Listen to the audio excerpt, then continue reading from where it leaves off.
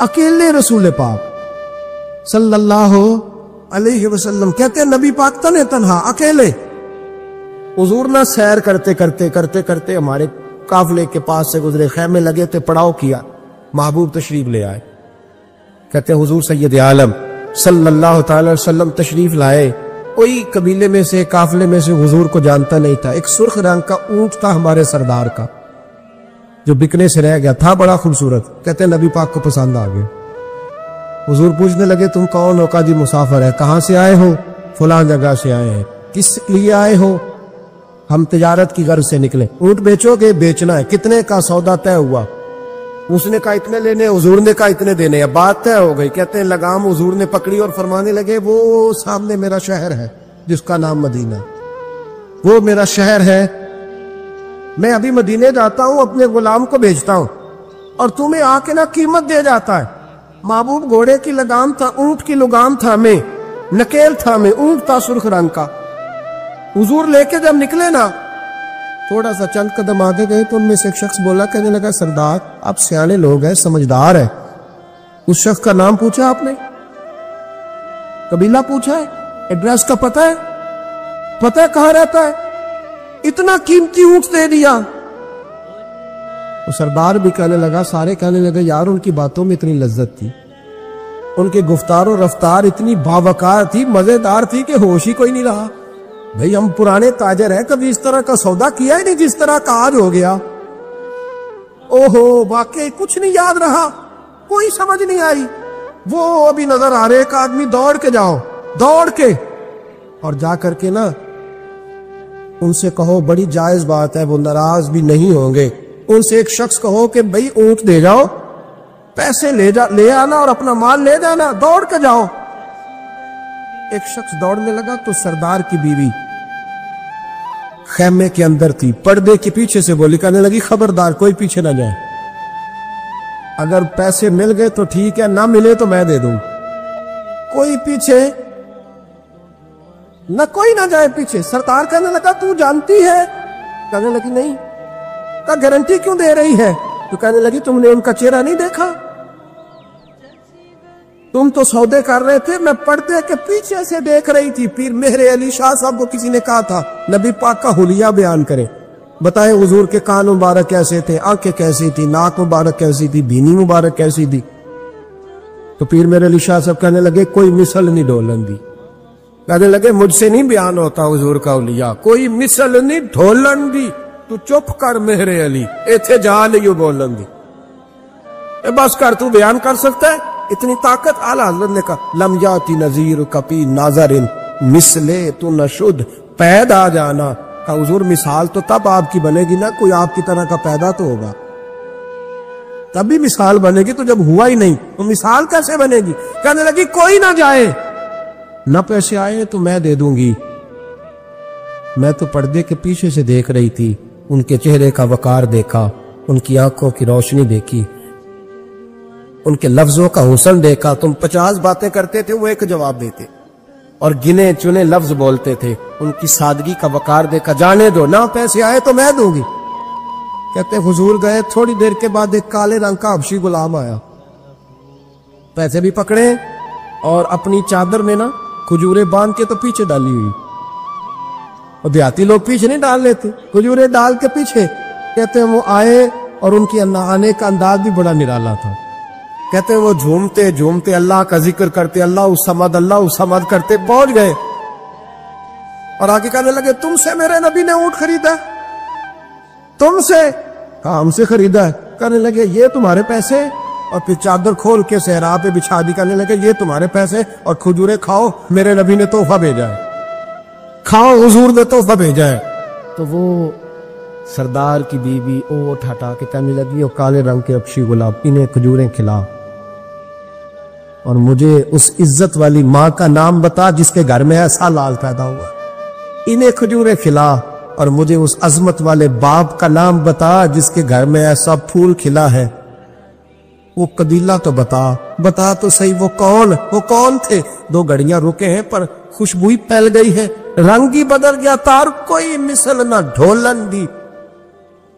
تو چپ کر مہر علی, ایتھے جا نہیں بولن دی, ایک روایت میری نظر سے گزری اور کیا ہی انداز ہے امام زرقانی نے لکھی. ایک صحابی ہیں حضرت ابو قرصافہ رضی اللہ تعالیٰ عنہ. حضرت ابو قرصافہ رضی اللہ تعالیٰ عنہ فرماتے میں چھوٹا تھا, میری اماں اور میری خالہ مجھے ساتھ لے گئی. میں نے کہا کہاں جانا ہے؟ کہنے لگے آؤ نبی پاک کا کلمہ پڑھنے جانا ہے. پڑھیے درود شریف صلی اللہ, سارے پڑھیے, پھر پڑھیے ایک دفعہ صلی اللہ تعالی علیہ. حضور کا ذکر ہو تو فوراً درود پڑھنا چاہیے. نبی کریم علیہ السلام کی بارگاہ میں نا میری خالہ اور میری اماں دونوں مجھے ساتھ لے گئی کلمہ پڑھنے. کہتے ہیں جب ہم حضور کی بارگاہ میں پہنچے, کلمہ پڑھا, واپس آئے تو میری اماں اور میری خالہ آپس میں بات کرنے لگی. میری خالہ کہنے لگی تو نے دیکھا ہے ان کا بولنا کتنا مزیدار. میری خالہ کہنے لگی تو نے تو وہ دیکھا, لیکن وہ جو غلام آیا تھا اس کے ساتھ ان کا رویہ کتنا پیارا تھا. تو نے دیکھا جب وہ کھانا کھا رہے تھے تو پہلا خیال انہوں نے ہمارا کیا. بار بار وہ ان کا ذکر کرتی, کہتے آپس میں حضور کی شانیں بیان کرتی, میری اماں بھی میری خالہ بھی. بالآخر بات لمبی ہو گئی تو میری اماں بولی, کہنے لگی بس کر, ہم کتنی عظمتیں بیان کریں گے, مجھے تو 3 باتیں سمجھ میں آئی ہیں. کتنی؟ 3 باتیں مجھے سمجھ میں آئی ہیں. کہا وہ کیا؟ تو کہنے لگی ما رأینا مثل ھذا الرجل احسن وجھا ولا القى ثوبا ولا البنا کلاما. کہنے لگی مجھے تو 3 باتیں سمجھ میں آئی ہیں کہ نہ اتنا خوبصورت چہرے والا کوئی شخص دیکھا ہے, اور نہ اتنے صاف کپڑوں والا کو دیکھا ہے, اور نہ ہی اتنی میٹھی بولی بولنے والا کوئی دیکھا ہے. تینوں باتوں کی کمال ہے. ظاہری حسن بھی کمال, کپڑوں کی صفائی بھی کمال, اور رسول پاک کا بولنا بھی کمال, لب و لہجے میں مٹھاس بھی, خوبصورتی والی. یہ اصل حسن ہے کہ ظاہرت بھی انسان بڑا منزہ ہو, باطنن بھی بڑا صاف ستھرا ہو. میرے رسول پاک علیہ الصلوۃ والسلام کا طریقہ مبارکہ پتہ کیا تھا؟ حضور صلی اللہ تعالی علیہ وآلہ وسلم جب مسجد میں نماز پڑھ لیتے تو حضرت جعفہ رضی اللہ تعالیٰ عنہ فرماتے, بخاری کی حدیث ہے, فرماتے میں مدینہ شریف میں آیا تو حضور نماز پڑھ لیتے تو صحابہ نبی پاک کے پاس آتے اور حضور کا دست مبارک پکڑ کے پہلے چومتے پھر چہروں پہ ملتے, پہلے چومتے پھر چہروں پر. نبی پاک کے صحابہ حضور کے قدم بھی چوما کرتے, قدموں میں جھکا کرتے تھے. یہ تو بھائی اس وقت پتہ چلتا جب کسی سے پیار ہو جاتا, جب کسی بندے سے. میں اکثر مثال دیا کرتا ہوں اکثر کہ کسی کا بچہ پیشاب کرے تو کہہ آتی ہے, الٹی آتی ہے, لیکن اپنا بچہ بالوں میں بھی کر دیتا ہے, پھر کوئی کہہ نہیں آتی چونکہ اپنا ہے نا, پیار ہو گیا ہے نا. اب وہ کیفیت جب کسی سے محبت ہو جاتی ہے نا تو کچھ چیزیں صرف سمجھنے کی نہیں, کچھ چیزیں ایسی ہوتی ہیں جو محسوس کرنے والی ہوتی. اس نے کہا تھا عشق ایک ڈھونگ ہے, میں نے کہا تجھے عشق ہو خدا کرے, پھر کوئی تجھے اس سے جدا کرے, تو اسے تسبیحوں پہ پڑھا کرے, تو اسی کا نام جپا کرے, تو گلی گلی پھرا کرے, پھر میں کہوں کہ عشق ایک ڈھونگ ہے اور تو نہیں کہا کر, پھر میں کہوں کہ عشق ایک ڈھونگ ہے اور تو. اس نے کہا تھا عشق ایک ڈھونگ ہے تو میں نے کہا تجھے عشق ہو خدا کرے. بھائی یاد رکھو جب انسان کو محبت ہوتی ہے تو پھر اس کے انداز بدل جاتے ہیں, اس کے طور طریقے تبدیل ہو جاتے ہیں. وہ میں اکثر ایک بات کہا کرتا ہوں, میں کہتا ہوں بچہ باہر سے برگر کھا کے آ جاتا ہے رات, اماں کہتی بیٹے روٹی کھا لو, کہنا دوسرا گوبھی پکائی میں نہیں کھانی, حالانکہ برگر کھا آیا ہے, دور سے کھا آیا ہے, تو اماں اس کو کہتی ہے پھر میں سویاں نہ بنا دو تھوڑی سی اپنے بیٹے کو, فٹافٹ چاول نہ تجھے ابال دوں, ساتھ میں باریک دال بنا دیتی, کہتا نہیں میری مرضی کا پکاتے ہی نہیں, میں نے نہیں کھا. ایسے اب ابا جو ہے نا, ابا وہ اماں کو سمجھا رہا, کہتا چھڈ پرا بھوک لگے گی تھی آپ ہی کھا لے گا, تو نہ ایڈی ٹینشن ہے ایویں پہ تینوں ستاندا ہے. اماں کیا کہتی ہے؟ کہتی نہیں مجھے نیند نہیں آئی, کھائے گا تو سکون آئے گا. اب اس کو آپ لاکھوں دلیلیں دیں کہ سیاںا بیان ہے, بچہ نہیں ہے, 22 سال کا ہے, 24 سال کا, چھوڑ تو کیا کر رہی ہے. لیکن اماں کو کوئی سمجھا سکتا؟ کیوں نہیں سمجھا سکتا کہ اسے اپنے بیٹے سے پیار بڑھا. وہ کیا کرے, وہ مجبور ہے, اس کے دل کی کیفیت اس طرح کی ہے کہ کوئی دنیا کی طاقت اسے سمجھا سکتی, سوال ہی نہیں پیدا ہوتا کوئی اسے سمجھا سکے. یہ ممکن کیسے ہو, کیسے سکتا ہے؟ یہ محبت ہے میرے رسول پاک علیہ السلام کے صحابی حضرت جعفہ فرماتے میں حضور کی بارگاہ میں آیا تو صحابہ کیا کرتے، نبی پاک کا دست مبارک پکڑتے، پہلے چومتے پھر چہرے پہ ملتے۔ بخاری ہے، فرماتے میں نے کہا یہ کیا کر رہے ہیں؟ پھر اچانک میرا بھی دل کیا ذرا کر کے تو دیکھو، کوئی چیزیں چکھنے پہ پتہ لگتا ہے کتنی مزیدار ہے۔ کہتے میں بھی قریب گیا، حضور کے دست مبارک میں نے ہاتھ ڈالا، فرماتے ہاتھ پکڑا ہی تھا کہ نبی پاک کا ہاتھ برف سے بھی زیادہ ٹھنڈا۔ فرماتے پھر میں نے پکڑ کے چہرے پہ ملا تو کستوری سے زیادہ خوشبو آ رہی تھی دست مبارک۔ فرماتے اب میرا چھوڑنے کو دل ہی نہیں کر رہا، اب میری طبیعت نہیں مان رہی تھی۔ میرے نبی کریم علیہ السلام اللہ کی دلیل ہیں، ہر پاکیزگی، ہر حسن، ہر کیف اللہ نے اپنے رسول کو عطا فرمایا۔ دنیا کی جتنی غلاظتیں تھیں جب کوئی حضور کے قریب جاتا تھا کو ساری غلاظتیں دور ہو جاتی۔ کما ارسلنا فیکم رسولا منکم یتلو علیکم آیاتنا ویزکیکم، اللہ فرماتے ہیں میرے محبوب تم پر میری آیتیں پڑھیں گے اور تمہیں پاک فرما دے، تمہاری ساری ناپاکیاں نبی پاک دور کر دے، ہر غلاظت تم سے دور ہٹ جائے۔ ایک صحابی ہے حضرت شیبہ بن عثمان رضی اللہ تعالی عنہ، وہ کہتے ہیں میرے والد کو اور میرے چچا کو مسلمانوں نے احد میں قتل کر دیا تھا۔ میرے دل میں بڑا غصہ تھا، بڑا جلال تھا کہ کبھی مجھے موقع ملے تو میں بدلہ لوں گا۔ کہتے فتح مکہ کے بعد نبی پاک علیہ السلام حوازن کی جنگ کے لیے نکلے، مجھے پتا چلا حضور جا رہے ہیں تو میرے اندر شعلے بھڑک رہے تھے انتقام کے۔ روز میں منصوبہ بندی کرتا، پلاننگ کرتا کہ کسی طریقے سے میں ان تک پہنچوں گا اور بدلہ لوں گا۔ کہتے ہیں نبی کریم علیہ السلام نہ حوازن کے لیے پہنچ چکے تھے، فرماتے میں بھی جنگ میں جا کے شریک ہو گیا اور میں نے طریقہ اس طرح کا اختیار کیا کہ کسی طریقے میں حضور تک پہنچ جاؤں۔ سمجھ آ رہی ہے میری بات کی؟ نبی کریم علیہ السلام تک کسی طریقے پہنچ جاؤں۔ فرماتے ہیں لڑتے لڑتے، لڑائی کے دو طریقے ہوتے تھے، کبھی تو ایسے ہوتا تھا کہ ایک دو آدمی مل کے آپس میں لڑتے تھے، پھر گمسان کا رن پڑتا تھا، گھمبیر ہو جاتی تھی جنگ، سمجھ نہیں آتی تھی تیر کہاں سے آیا، نیزہ کہاں سے آیا۔ فرماتے جب گمسان کا رن پڑا نا، مجھے موقع مل گیا، میں حضور کے قریب پہنچ گیا۔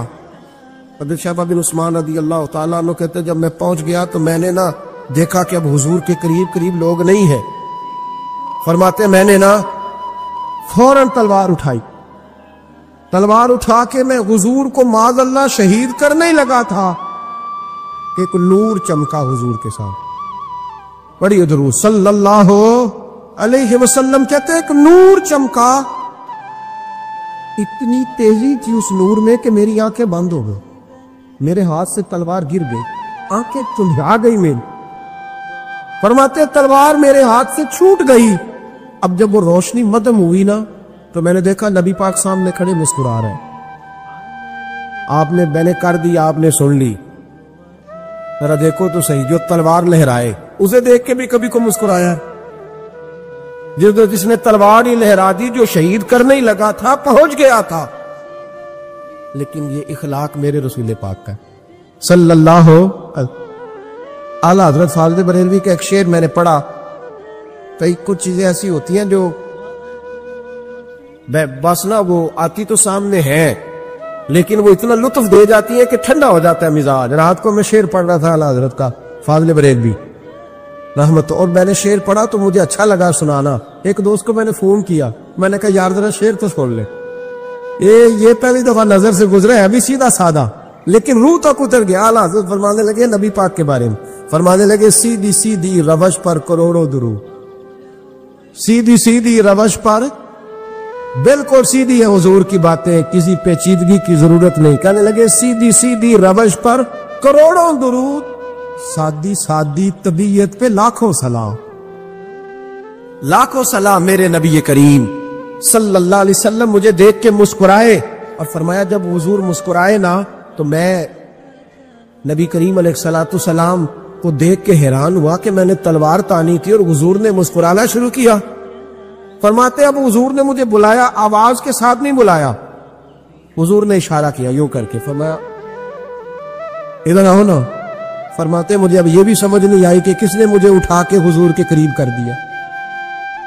فرماتے میں نبی کریم کے قریب گیا تو حضور نے میرے دل پر 3 تھپکیاں دی، ایک تھپڑ ہوتا ہے ایک تھپکی ہوتی، کہتے حضور نے 3 تھپکیاں دی اور دی بھی میرے دل پر، 1 پھر 2 پھر 3. کہتے پہلی تھپکی دی تو میرے اندر سے کفر نکل گئی،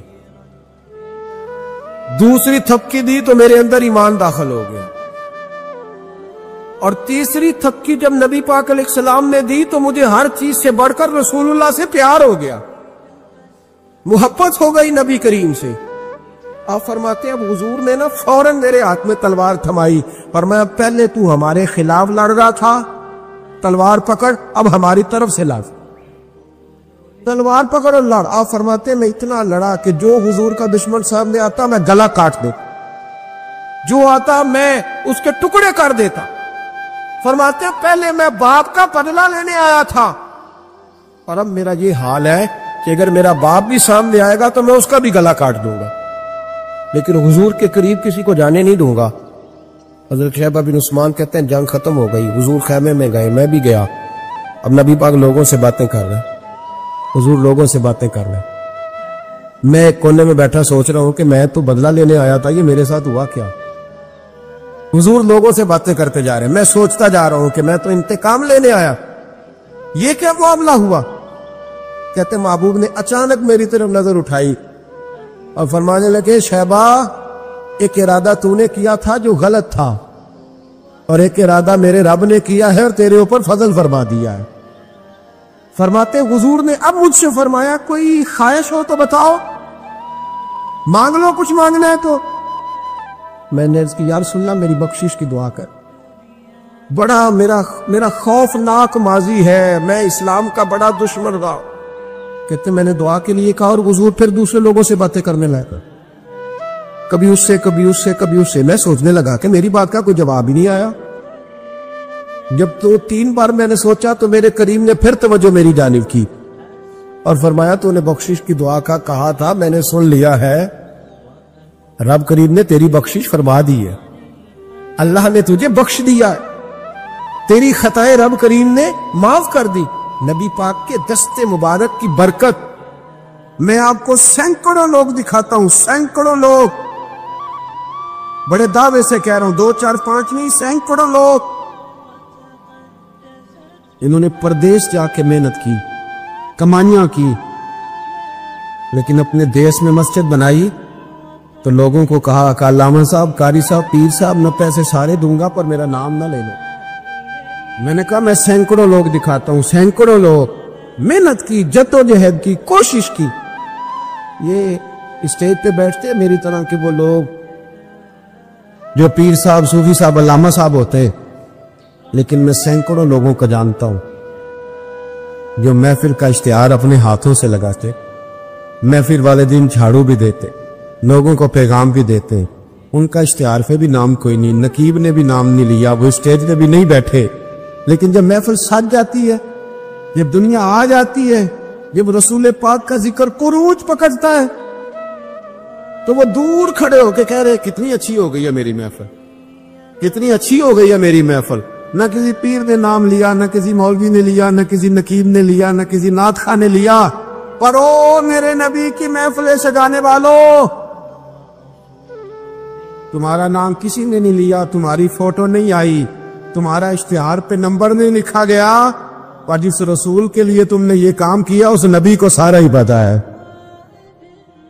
وہ حبیب جانتے ہیں، وہ جانتے ہیں، انہیں خبر ہے کہ یہ وہ میرا دیوانہ ہے جو لوگوں کو دعوتیں دیتے، آؤ میں نے رسول پاک کی محفل سجانی، آؤ آؤ. آپ یقین کریں لوگ ہاتھ باندھ کے کہتے ہیں حضرت جی ٹائم دے دیں، دل کرتا ہے ذکر سرکار سجایا جائے.